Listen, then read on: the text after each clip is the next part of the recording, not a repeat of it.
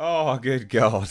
This Master of the Universe movie has just become a total joke. Like, genuinely, total joke. It's been everywhere. Sony, Netflix, now it's at Amazon. Netflix, I think, sunk $90 million into it and then just cancelled it. It was 60 or 90. It's quite a lot. So we've got an exclusive with Variety. Master of the Universe movie eyes new home at Amazon after Netflix exit. Now, are Amazon the best place for it? The jury's out. They've made some good stuff. Don't get me wrong. They actually have made some good stuff. But it's dependent on which way they take it. I'm glad it's no longer at Netflix, because holy cow, they don't know how to handle He-Man or Master of the Universe at Netflix. They are the worst people. They probably would have got Kevin Smith on board, and he just would have weeped all over the script and then had to make it up on the fly because he's a bitch. So yeah, Amazon, we'll see. We will see. I just want strong sword and sandal sorcery, bit of lightheartedness, but a bit of, machismo, macho-ness behind it. Just have a bit of fun with it.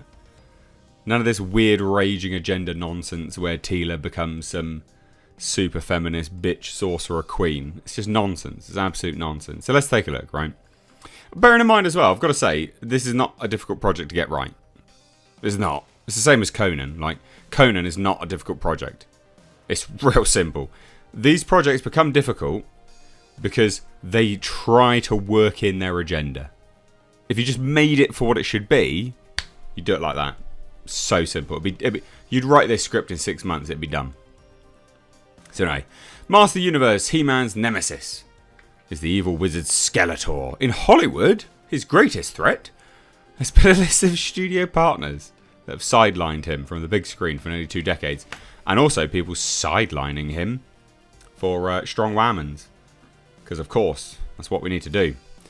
The blonde barbarian, based on a popular set of Mattel toys, may finally win the day. So Amazon MGM Studios is in serious talks to mount a live-action Master of the Universe movie from Adam and Aaron Nee. This is the writing, directing team behind The Lost City, according to multiple insiders. So conversations are taking place with Amazon after Netflix dropped a planned version of the Nee brothers film in July. Now, again, so it was nearly 30 million in development costs over 2 years, but they also had to buy the rights as well. So it was, it was a lot of money that they just dropped. It's interesting that they're still looking to keep with the same directors, the Nee brothers. I don't know what association they have to the rights, because I didn't think they had any, quite frankly. But it is interesting that they're still on board. They are... Yeah, I mean, they're literally having discussions with the Nee brothers. Bizarre. Genuinely, actually quite bizarre that they're still involved. I'll have to have a look and see what the relation is that they have direct to the rights, because they must have some. So, yeah, Netflix spent nearly 30 million in development costs over 2 years for the project, which was meant to star Kyle Allen. And the streamer walked away when the tentpole's budget, originally set for more than 200 million, could not be meaningfully reduced. Again, that's the thing. $200 million is insane for a Master of the Universe film. It doesn't need to be $200 million. Go down to Australia, film it in the outback. There you go, you've got your Returnia. Just build one set piece for the palace, and another set piece for the Castle Grayskull. I mean, that's it. It's really not that difficult. When the likes of, and I go back to this film all the time, but when the likes of the creator can do what they did for $85 million, this is embarrassing that they wanted $200 million for Master of the Universe. It's embarrassing. It's insane. Doesn't make any sense. So the Amazon talks are tenuous, another source cautions. But should the studio advance, it will need to close new deals with the Nees for a script polish and to direct. So they must have something involved with the rights. Alan is still in the mix to star as He-Man. Mattel and producer Todd Black, who has been devoted to the film across multiple former studio homes, including Warner Brothers and Sony and Netflix, will also be seeking a significant theatrical release, something that was not quite on the table at Netflix. Amazon, MGM and Mattel had no comment. I think this could do really well, actually, if it was released in theatres. And this is the thing. These films are not difficult to get right. Again, I go back to it. I said it already. These films are not hard to get right. They only become difficult.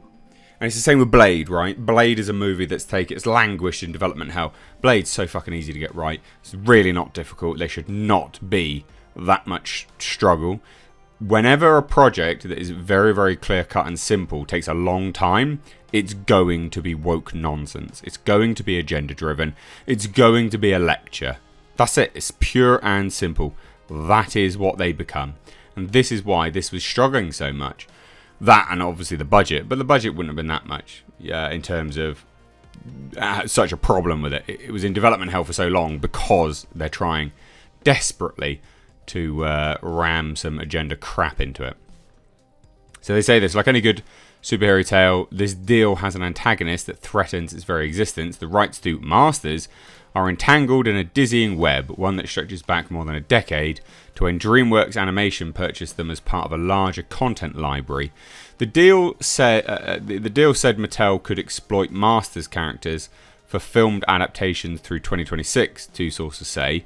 As DWA, DreamWorks Animation, is now owned by NBC Universal, this means the conglomerate could interfere with any potential sequels that Amazon MGM would want to develop, an essential option a producer needs when investing hundreds of millions of dollars in a big movie. But that still doesn't explain why the Nee brothers are randomly always on board.